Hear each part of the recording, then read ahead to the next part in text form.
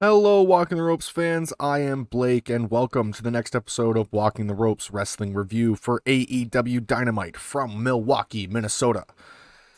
In today's episode, we have a legend lays down one last challenge, a thrilling semifinal match, a Dynamite debut, and a shocking end to the main event.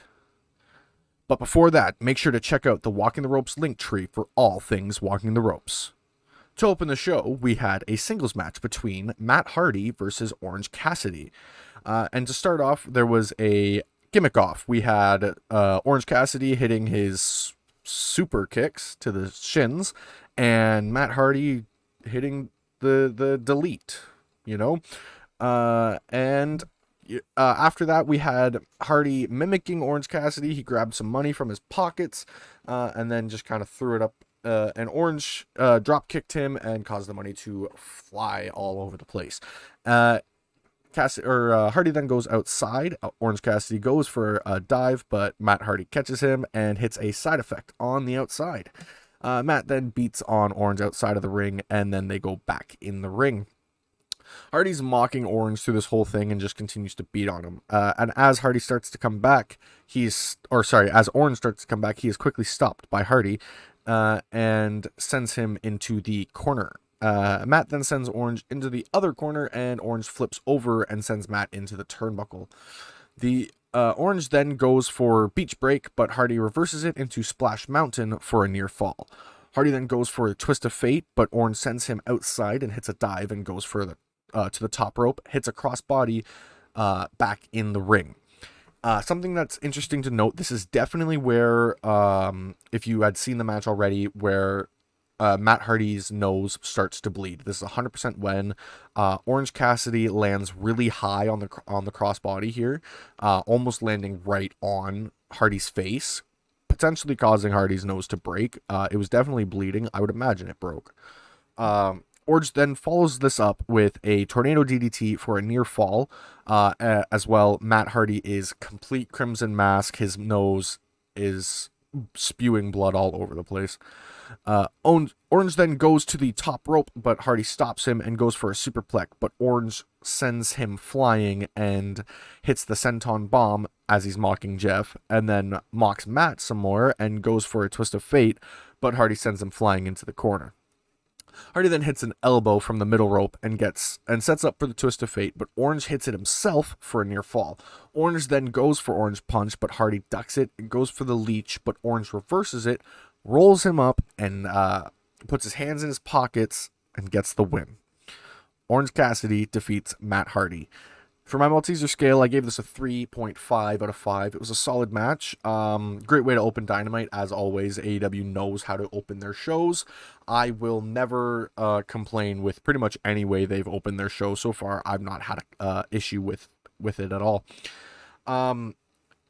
Malachi Black then is talking about his match in the main event. He says that Brock should listen to his dad.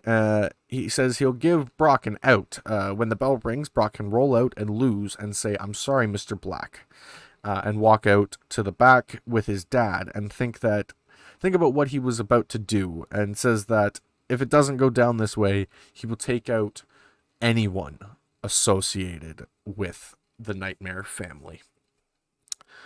We then get Chris Jericho coming to the ring, and he is addressing what has happened with the labors of Jericho. He talks about how everybody's been celebrating AEW for the week except for him.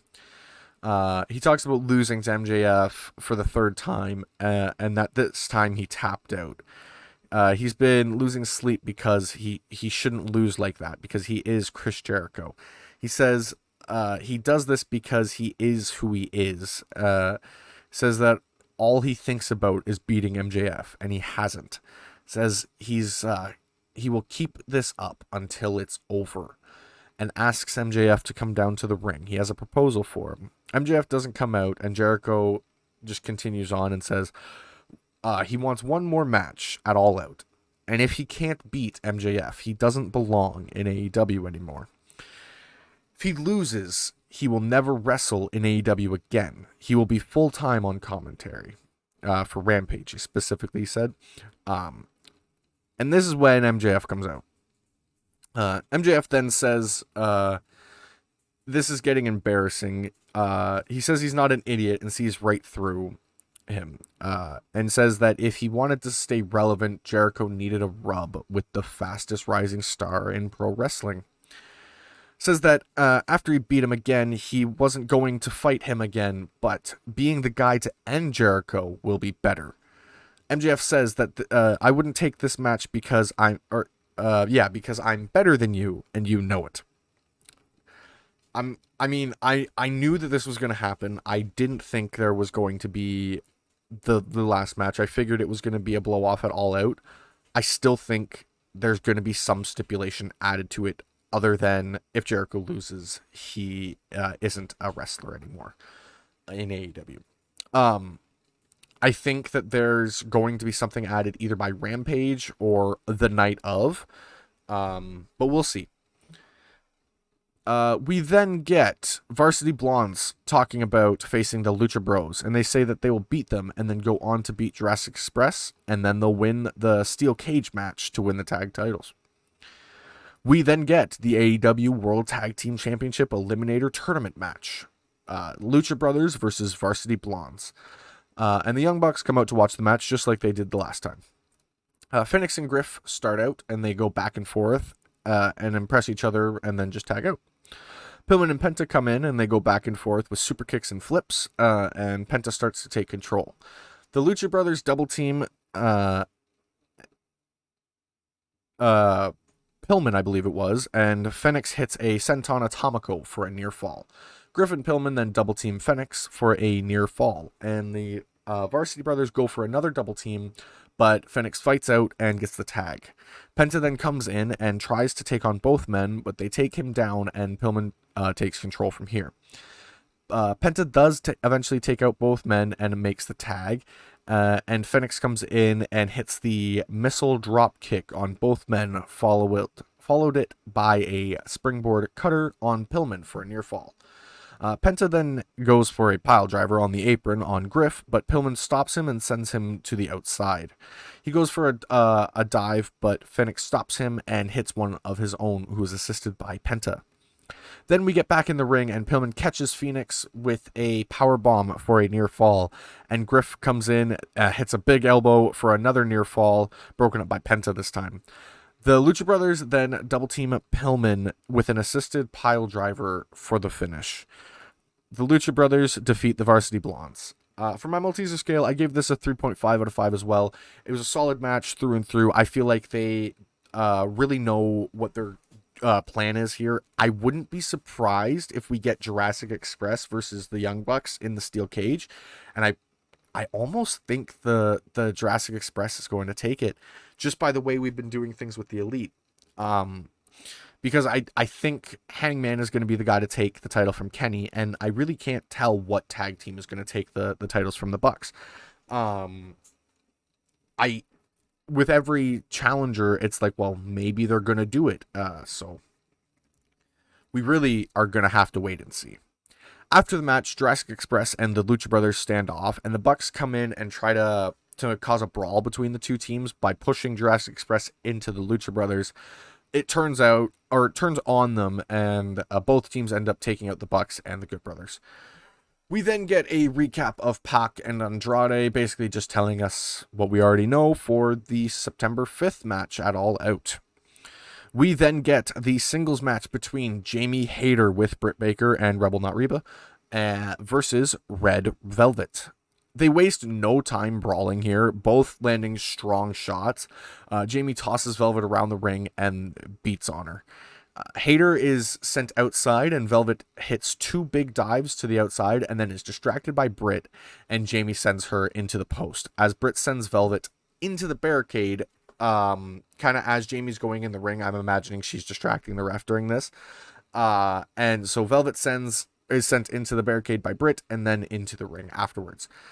Velvet does start to come back, but Jamie hits a big elbow and sends Velvet outside.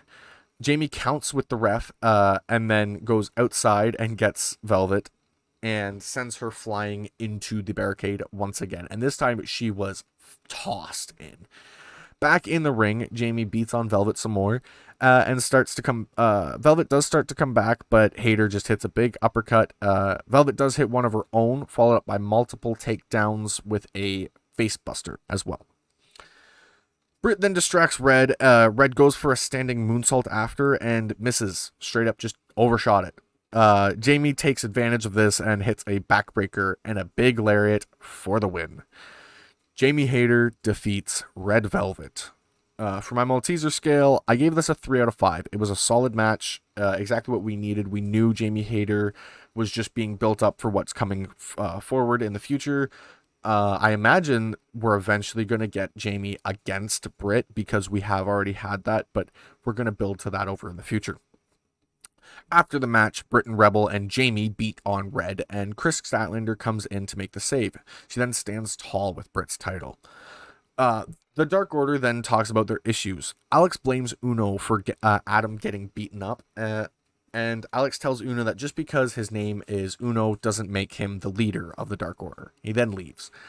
Uno seems to realize that he was being a bit harsh, and he says he seems to be coming around to this. I really don't want the Dark Order to break up. I really hope this isn't where we're going. I know that they'll be all fine by themselves, but I like their dynamic as a team, especially on BTE. They're fantastic. So I really, really don't want to see this end with the Dark Order breaking up. We then get Tony Schiavone welcoming CM Punk to the ring for the first time for AEW Dynamite. He asks CM Punk a question, and he responds with, I can't hear you, Tony. He then tells the fans to quiet down. There's a question that needs to be asked. And it's, what is the one thing that brought you back to wrestling? He says it's Penta, Phoenix, Pillman, Jungle Boy. Before all of them, it's one guy. He says he is not the voice of the voiceless anymore, because this place has a voice, and that voice is listened to by the guys in the back. He looks at all the young talent and says that, and asks himself, really, can CM Punk still go? And if the answer is yes, first is Darby, because he sees himself in Darby. He has heart, just the way Punk does. He says he needs to know if he's still the best in the world, and the crowd starts to chant yes. And Punk, being I don't want to call him a dick, but like, this just makes everybody pop and just freak out and makes the whole wrestling internet just not know what's going on. He says that that's someone else's stick, and you might need to be a little more patient. Oh my God, can the New York show already come? Because that is when Bryan's debuting 100%. Continues to talk about his match at All Out. It's about proving himself, and right now, yeah, he just wants to prove himself right, basically. He then says hi to his wife, April, AJ Lee, if those of you don't know, and he leaves. We then get Miro talking about his next challenger, Eddie Kingston. He says he's just going to destroy him, basically. We get a trios tag match between Jon Moxley, Eddie Kingston, and Darby Allin with Sting in their corner versus the Wingmen with Peter Avalon in their corner. We get Darby and JD starting out, and Darby's using his speed to take control, sending JD outside and then going for a dive. But JD moves, and Darby just doesn't hit the dive. They both tag out, and Ryan comes in. Ryan eats a chop, from Eddie, and he immediately just tags to Scissor. Moxley then blind tags, and they double team Scissor and send the Wingmen off the apron. Moxley lays on the mat and waits for the Wingmen to come back in, and Moxley then sends Scissor outside again and sends him into the barricade.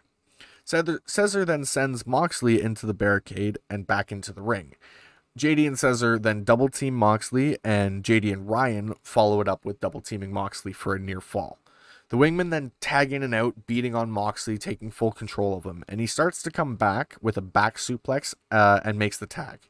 Kingston comes in, beats on JD until Ryan distracts him, and JD goes to jump off the middle rope, and Moxley bites him in the forehead to stop him. Eddie then makes the tag again, and Darby hits an avalanche code red. Peter trips Darby, so Eddie and Moxley just jump him. Ryan then grabs a chair. Eddie and Moxley jump him, stop him from using the chair. And in the ring, we have Darby hitting a stunner and the coffin drop for the win. Darby Allin, Jon Moxley, and Eddie Kingston defeat the Wingmen. For my Malteser scale, I gave this a 3.75 out of 5. Solid match through and through. I really loved where it's going. We're obviously building Darby to be very credible against CM Punk. Yeah, I'm looking forward to it for sure. After the match, Daniel Garcia jumps Darby and then runs. I imagine this is setting up for a Rampage show match at some point. Ty Conti talks about the Women's Casino Battle Royale, but is quickly interrupted by the Bunny and asks her to join the HFO. Ty rips up the contract that she was handed by the Bunny, and they just start to fight, but are quickly stopped by the refs. We then get FTR talking about what happened to Cash Wheeler. Basically, they're saying his grip strength isn't back to 100.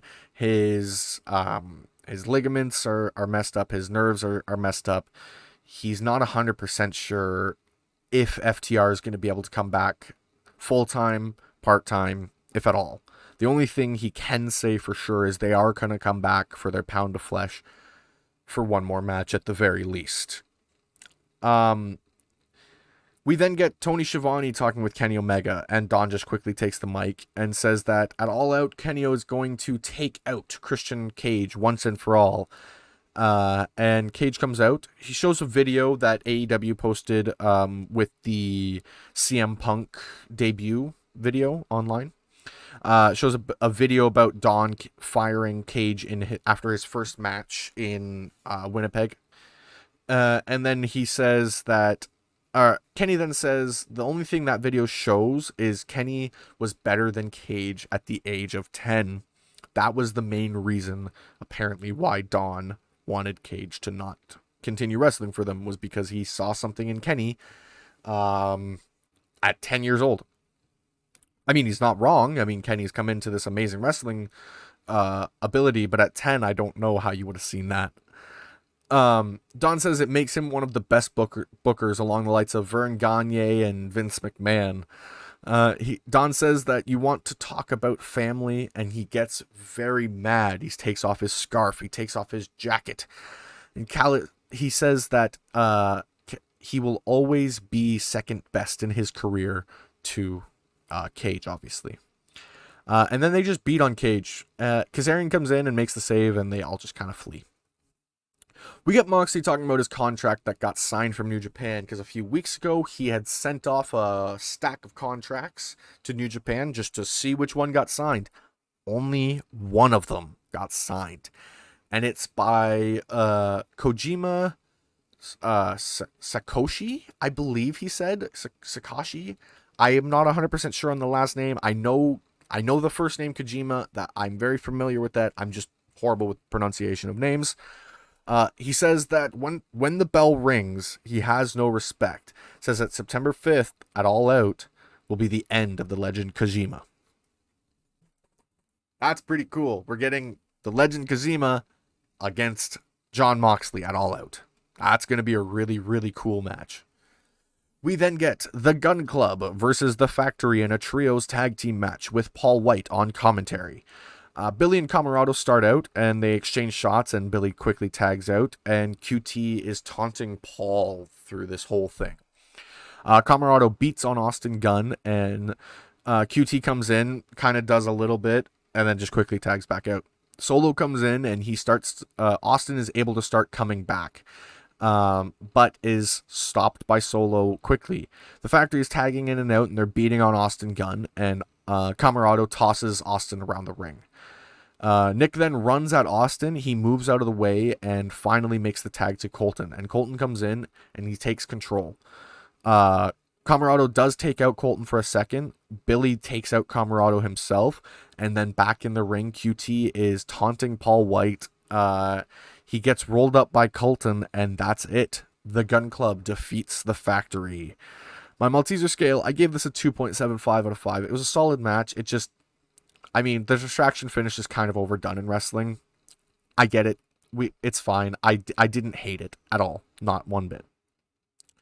Dan Lambert then talks about why AEW isn't as great as the fans think it is, basically rehashing what he said last week. But then he continues on and says that they need real men and not people who wrestle with their hands in their pockets, taking a shot at Orange Cassidy, obviously. He then talks about the genuine martial arts skills of Scorpio Sky and Ethan Page. He said that Scorpio Sky himself is a retired or former mixed martial artist fighter, and Ethan Page himself is a 2-time black belt in, I am not 100% sure what martial arts they specified, but a black belt in any martial artist is a genuine fighter in my books. We then get Arn talking about Brock's match, and he says that he's in over his head, but he says Brock will have to do everything he can, but he will follow him no matter what. We get the singles match, the main event, Malachi Black versus Brock Anderson, with Arn Anderson in his corner. Brock gets a takedown right quickly. He sticks with Malachi. He's beating on him, but Malachi hits a big knee, and he takes control from here. Black holds Brock in front of Arn, pretty much asking Arn to throw in the towel, but he doesn't. Brock gets a quick flurry, but Black stops him and hits the big roundhouse kick for the win after standing around staring at Arn for about 15 seconds before making the pinfall. For my Malteser scale, I gave this a 3 out of 5. It's a solid match, 100%, and it is doing exactly what we needed to do for Malachi. So I don't see anything wrong with this. While I would have enjoyed the match being longer, especially with it being the main event, I totally get why they did this. After the match, Malachi then grabs a chair, and Arn tells him to get rid of the chair, and they will actually fight if he gets rid of the chair. Malachi does. He swings with the kick, but Arn, being the big burly man he is, he blocks the kick. Malachi then just low blows him and kicks him anyways. And then he just stands tall. We get Shoddy Lee Johnson, I believe. He comes down to the ring, and Malachi just kind of leaves after that. My overall for the show, I gave it a 3.75 out of 5. It was a solid Dynamite, but we're obviously coming off of the Rampage where Punk just debuted. We're obviously heading into a pay-per-view. They're not going to overload this show to make it all craziness as they would few shows ago when I was rating this an almost perfect show.